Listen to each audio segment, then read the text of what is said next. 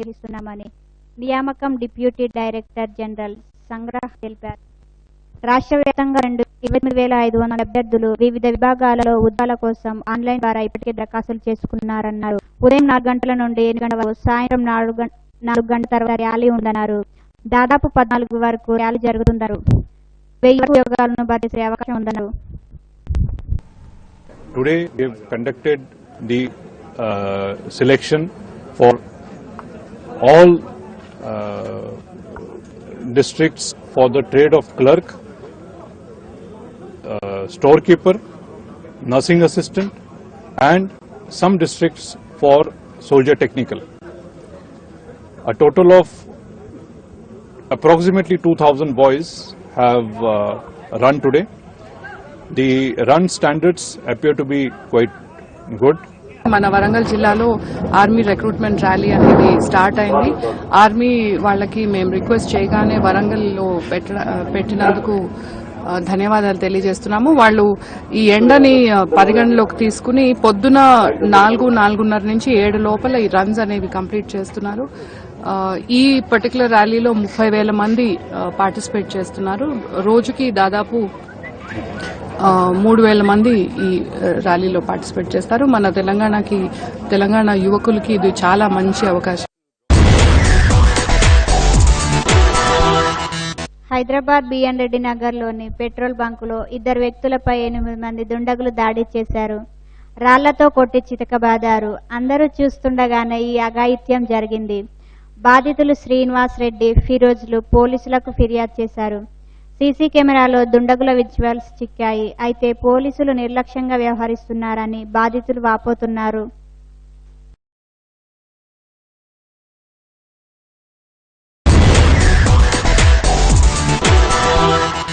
మహబూబ్ నగర్ జిల్లా మక్తల్ కాంగ్రెస్ ఎమ్మెల్యే చిట్టి రామ్మోహన్ రెడ్డి తన అనుచరులతో కలిసి తెరాసలో చేరారు. తెలంగాణ భవన్లో మంత్రి లక్ష్మారెడ్డి సమక్షంలో గులాబీ కండువా కప్పుకున్నారు. ఆయనతో పాటు మక్తల్ పలువురు సర్పంచులు, వార్డ్ మెంబర్లు కూడా తెరాసలో చేరారు. నియోజకవర్గ అభివృద్ధి కోసమే ఆయన పార్టీలో చేరినట్టు చెప్పారు. రామ్మోహన్ రెడ్డి కేసీఆర్ సారథ్యంలో బంగారు తెలంగాణ కోసం కృషి చేస్తామన్నారు. వరకు దగ్గర ఉంటే వాళ్ళు మన అంత గుండెలో పెట్టుకుంటారు. అది ఈరోజు కేసీఆర్ గారు నిరూపించి చూపించింది మనకి. వాస్తవం ఏది, కొన్ని వాస్తవాలు చెప్పాలి, తెలియజేయాలి కూడా, అది మన ధర్మం. కానీ కొందరు పెద్ద మనుషులు దానికి అది వాళ్ళకు ఇంగుడబడతలేదు. ఎందుకంటే వాళ్ళ స్వార్థ రాజకీయాల కోసం మనం ఎన్నో మాటలు అంటున్నారు, ఎన్నో అవుతున్నాయి. ఈరోజు మీరు కళ్ళతో చూస్తున్నారు కూడా. వాళ్ళ జోలికి నేను పోదలుచుకోలే, నాకు అవసరం కూడా లేదు. నాకు నా తాలూకా, నా మక్తల్ తాలూకా, నా ప్రజలు ఎప్పుడైతే నేను మా నాన్నని బోడగొట్టుకొని మీరే మా నాన్న, మీరే మా తమ్ముళ్ళని మీ దగ్గరకు వచ్చిందో, ఆ రోజు నుంచి ఈ రోజు వరకు వారి అడుగుజాడలు ఆయన చూపించిన మార్గాన్ని ఎంచుకొని వారు ఏదున్నా అభివృద్ధి కార్యక్రమానికి ఎందుకు జరగపోయేటోడు కాదు. మా నాన్నగారు కళ్ళతో చూసినవన్నీ. నేను కూడా అదేవిధంగా ఈరోజు అదే బాట ఎంచుకున్నా. కేసీఆర్ బాటలు నడుస్తే తప్పకుండా మన మక్తల్ తాలూకా సస్యశ్యామలం అవుతుందనే ఉద్దేశం కళ్ళతో 2 ఏళ్ల నుంచి చూస్తున్నా.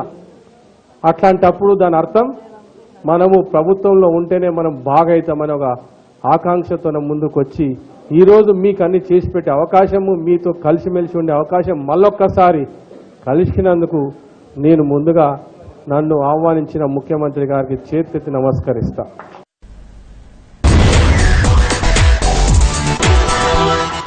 కరీంనగర్ జిల్లా ఇల్లంతకుంట మండలం వెంకట్రావుపల్లి గ్రామ శివార్లోని వ్యవసాయ బావిలో పడిన చిరుతపులి పిల్లను అధికారులు రక్షించారు. గుర్రాల ఆనంద్ రెడ్డికి చెందిన బావిలో 3 రోజుల క్రితం పడిపోయి ఉంటుందని భావిస్తున్న చిరుతపులి పిల్ల బాగా నీరసించింది. నిన్న ఉదయం బావి దగ్గరకు వెళ్లిన ఆనంద్ రెడ్డికి అరుపులు వినిపించడంతో పోలీసులకు, అటవీశాఖ అధికారులకు సమాచారం ఇచ్చారు. వెంటనే పోలీసులు వరంగల్ వన్యప్రాణుల సంరక్షణ కేంద్రంలో రెస్క్యూ టీం రంగంలోకి దిగింది. మత్తుమందిచ్చి చిరుతపులి పిల్లను బావి నుంచి బయటకు తీశారు.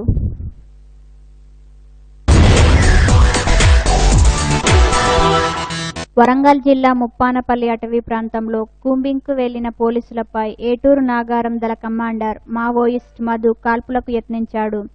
దీంతో ప్రతీకగా పోలీసులు ఎదురుకాల్పులు జరిపారు. అనంతరం అతడిని అదుపులోకి తీసుకున్నారు. కాగా మావోయిస్టులు సంచరిస్తున్నారన్న సమాచారంతో నిన్న రాత్రి పోలీసులు కూంబింగ్ నిర్వహించారు.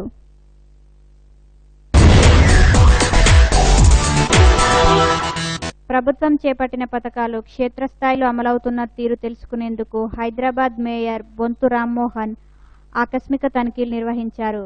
నగర శివార్లోని మైలార్దేవ్పల్లి, రాజేంద్రనగర్ డివిజన్లు పర్యటించారు. కొత్తగా నిర్మించిన మోడల్ మార్కెట్లో తనిఖీలు నిర్వహించారు. నగర జనాభాకు తగ్గట్టుగా కూరగాయల మార్కెట్లు కానీ, మళ్ళీ బస్ బేస్ కానీ, గ్రేవ్యార్డ్ల డెవలప్మెంట్ కానీ జనాభాకు అనుగుణంగా ఉండాలి, అనుకూలంగా ఉండాలనే ఉద్దేశంతో మరి వారు చెప్పిన ప్రణాళికలో భాగంగా మరి ఇలా మోడల్ మార్కెట్లు కట్టి మరి వర్షం వచ్చినా, వాన వచ్చినా, ఇలా ఎండగొట్టినా మరి ఇబ్బందులకు గురవుతున్న చాలా మంది మరి స్ట్రీట్ వెండర్స్ కు, నీడలేని వారికి అందరికీ కూడా మరొక మోడర్న్ తరాలు ఒక ప్రణాళిక ప్రకారం పోతుంది.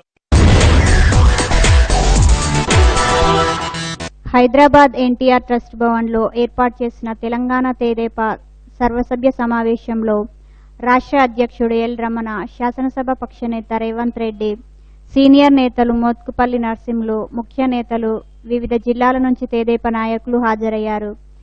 గ్రామ స్థాయిలో పార్టీ పటిష్టత, తెదేపా చేపట్టిన కరువు యాత్రలపై సమావేశంలో చర్చిస్తున్నారు. అలాంటి వాళ్ళు ఎక్కడైనా కనిపిస్తే పెళ్లిళ్ళకి వచ్చినా కూడా వాళ్ళతో మాట్లాడకండి. పదవి లేకుండా బతకలేని అనటోడు అదేదో సినిమాల రక్త కన్నీరుల నాగభూషణం చెప్తాడు. ఈ సందర్భంగా చెప్పాలో చెప్పకూడదు కానీ చెప్తున్నా. ఇంటావిడ లేచిపోయి పక్కింటోడితో లేచిపోయి ఆ పక్కింట్లో సంసారం పెట్టినా ఏమనుకోరు కానీ పదవి లేకపోతే కొంతమంది రాజకీయ నాయకులు బ్రతకలేరని రక్త కన్నీరుల నాగభూషణం 30 ఏళ్ల కింద చెప్పిండు. ఇవాళ పార్టీ ఫిరాయించడంలో ఆ రకంగా తయారైనరు. ఈ పార్టీలో పదవులు అనుభవించి ఈ పార్టీలోనే ఉండి ఈ పార్టీ ఇచ్చిన అన్ని అవకాశాలను ఉపయోగించుకొని అర్ధరాత్రి పోయి చంద్రశేఖరరావు గారు పక్కన చేరుతున్నారు. చేరినోళ్ళకి ఏం గట్టయిందో చూసిరు కదా. మన దగ్గర మానాడు ఉంటే, మన దగ్గర మీటింగులు ఉంటే సార్ పక్కన కుర్చీ, సార్ కానుకొని కూర్చోవడానికి కుర్చీ లేకపోతే మమ్మల్ని అందరం చొక్కాలు దించి కొట్టేటోడు ఒక నాయకుడు. సార్ కానుకొని కూర్చునే కుర్చీ నాకెందుకో ఇయ్యలేదని ఒక కుర్చీ కాకుంటే 2వ కుర్చీ ఇస్తే మనం చూసిరు కదా. వాళ్ళ ప్లేనరీ జరిగితే 7వ వరుసలో 3వ మనిషిగా కూర్చోబెట్టారు. మొత్తం అంతా మార్చుకొని కూర్చున్నాడు.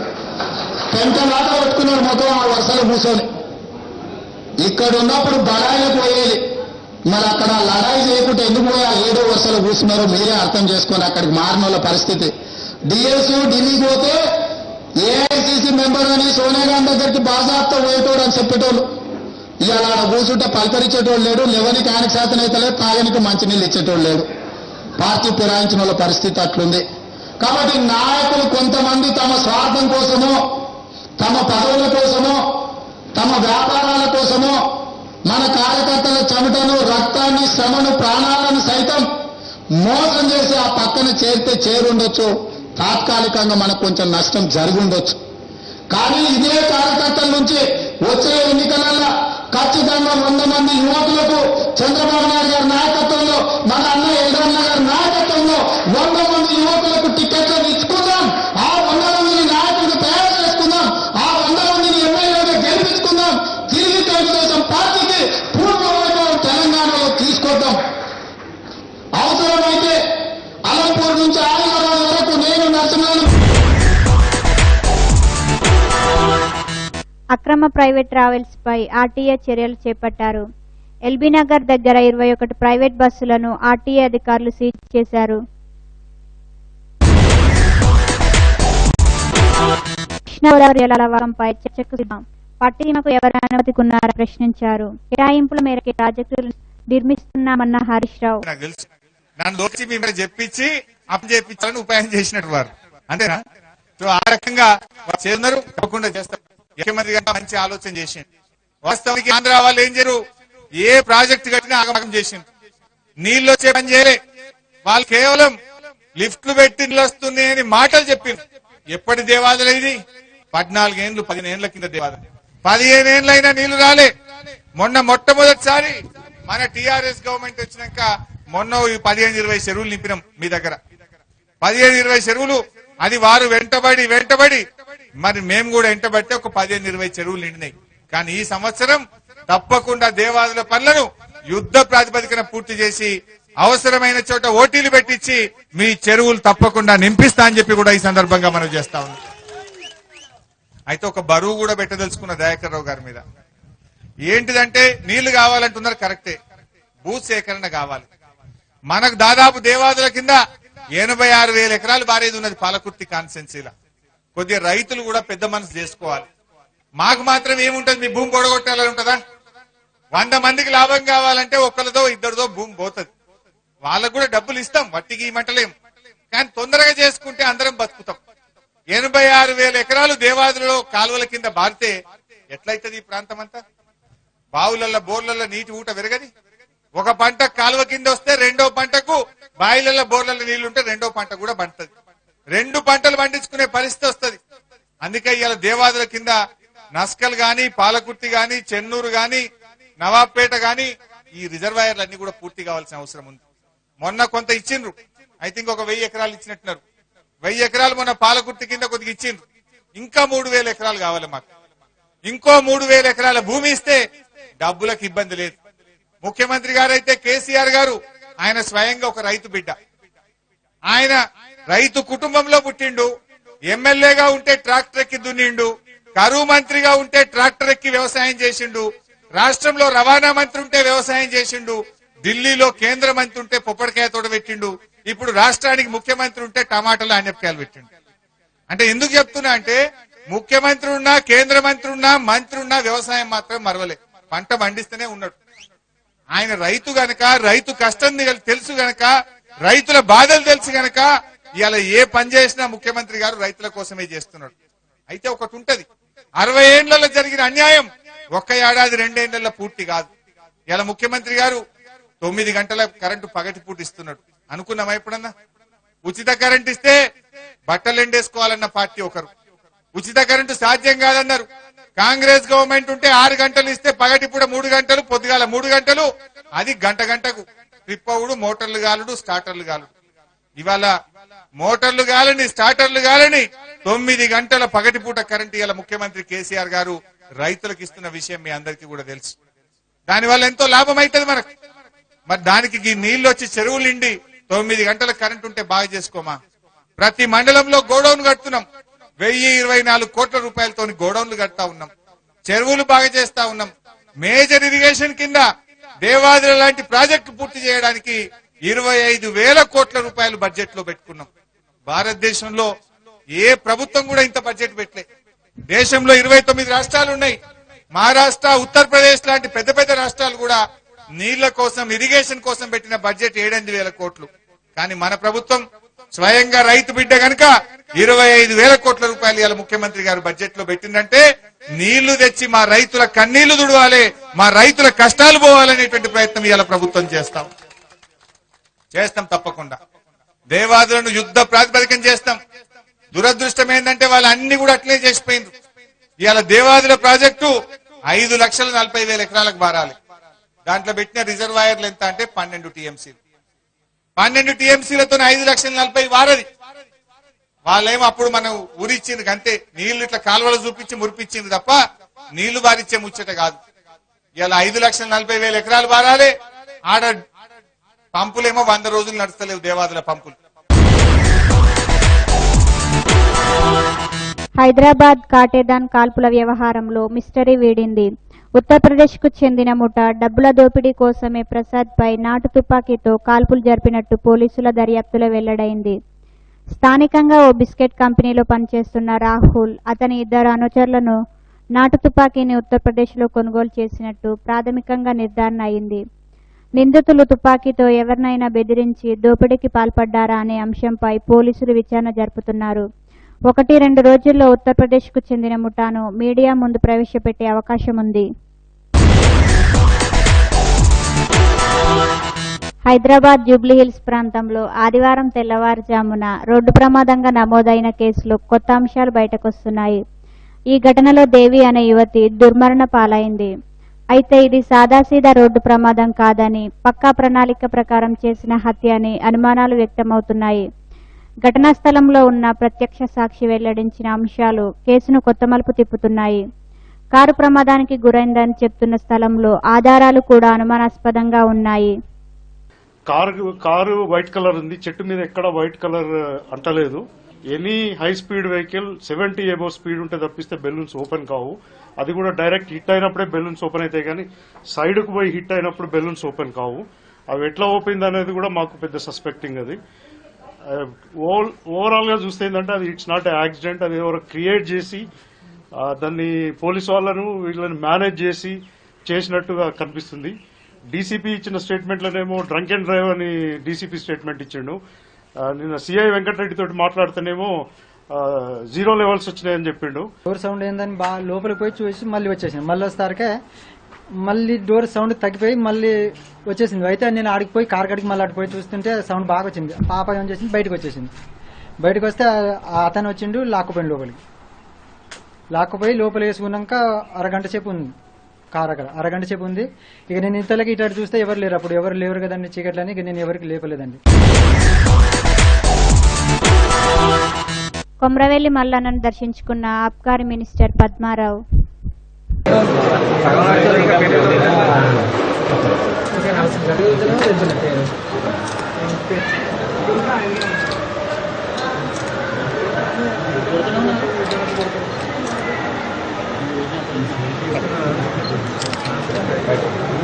తర్వాత మన నిధులు మన నీళ్లు సాధించుకునే క్రమంలో మనకున్న రైట్స్ ప్రతి నదీ పరివాహక ప్రాంతాల్లో డెవలప్మెంట్ గురించి మనకు నదులైతే ఎన్నైతే మన రేషియో ఎంత అవుతుందో ఎన్ని టీఎంసీ వాటర్ తీసుకున్నాం. దానికి గౌరవ ముఖ్యమంత్రి గారు శ్రీకారం చుట్టి కొన్ని వేల రూపాయలు ఖర్చు పెట్టేసి ఈవెన్ ఈ మధ్యన మహారాష్ట్ర ప్రభుత్వంతో ఎంఓయూలు చేసుకుని పని మొదలు పెడుతుంటే 60 సంవత్సరాలుగా కుట్రలు కక్ష పెట్టిన సందర్భాలు ఎన్నో ఉండి ఇప్పటి కూడా ఆంధ్రప్రదేశ్ ముఖ్యమంత్రి చంద్రబాబు నాయుడు అడ్డు తగలాలని ప్రయత్నం చేస్తా ఉన్నారు. అది ఎన్ని కుయుక్తులు పడినా కానీ దాన్ని అడ్డుకోలేరు. యాక్చువల్ మన రైతు మన హక్కును మనమే చేసుకుంటున్నాం తప్ప ఇతర రాష్ట్రాల నోరు బట్టి మనం నీళ్లు సాధించుకుంటారు. ఖచ్చితంగా ప్రాజెక్టులన్నీ కట్టి తీరుతాం. మన రేషన్ మనం పొంది తీరుతాం. తెలంగాణ యావత్ రాష్ట్రం అంతా, తెలంగాణ 10 జిల్లాలంతా ఒక హైదరాబాద్ రంగారెడ్డి వదిలేసి 8-9 జిల్లాల్లో సస్యశ్యామలం అయ్యే విధంగా ఇక్కడ కృష్ణా వాటర్ ఉన్నాయి, ఇక్కడ గోదావరి వాటర్ ఉన్నాయి. ఇవన్నీ కూడా ఈ ప్రాజెక్టులను నిర్మాణం చేసుకుని హైదరాబాద్ జంట నగరాల్లో కూడా తాగునీటికి ముందు రాబోయే కాలంలో ఇబ్బంది లేకుండా ఖచ్చితంగా ఒక పకడ్బందీ ప్రణాళికలతో ఈ ప్రాజెక్ట్స్ డెవలప్ చేసుకుంటాం. గ్యారంటీగా ప్రాజెక్టులు కట్టి తీరుతాం. మా రేషన్ మేము పొంది. మహబూబ్ నగర్ జిల్లా దౌలతాబాద్ మండలం నిటూర్ గ్రామానికి చెందిన బుక్క జిలానీ తండ్రి శ్యామ్ సాహెబ్, ఎండి రషీద్ ఇద్దరు కొడంగల్ నందు పని ముగించుకొని తిరిగి నీటూరు వెళ్తుండగా సిద్ధార్థ స్కూల్ దగ్గర వెనుక నుండి వస్తున్న టాటా ఏసీ ఢీకొట్టడంతో జిలానీ అనే వ్యక్తి అక్కడికక్కడే మృతి చెందాడు. రషీద్ పరిస్థితి విషమంగా ఉండడంతో హైదరాబాద్కు తరలించారు.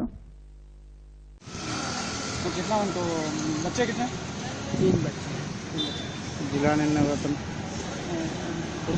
इतना वेतन जिलानी बोलते कितना 45-50 नहीं पहला बेटा వాళ్ళు బైక్ మీదకి వెళ్ళి న్యూట్రీకి వెళ్ళి ఇక్కడ కొడంగల్ వచ్చిండ్రు. కొడంగల్ వచ్చి కిందికి అంగడి బజార్కి పోయినరు. అంగడి బజార్కి పోయి ఆకులు తీసుకొని మీనికి వచ్చిండ్రు. వచ్చి ఇట్లా పోగానే సిద్ధార్థ హైస్కూల్ కడ రన్నింగ్ల మూలమైన ముందర పోతుంటే ఎండకి వెళ్ళి టాటా ఏసీ బండి యాక్సిడెంట్ అయింది. ఒకటి ముందలకి శమ ముందల్ని దుక్కుట పోయింది, ఒకటి బండి కిందనే ఉండదు. ఇంతే సార్. ఒకటి సిరిగేసు, ఒకటి స్పాట్లో అవుట్ అయింది పడదే.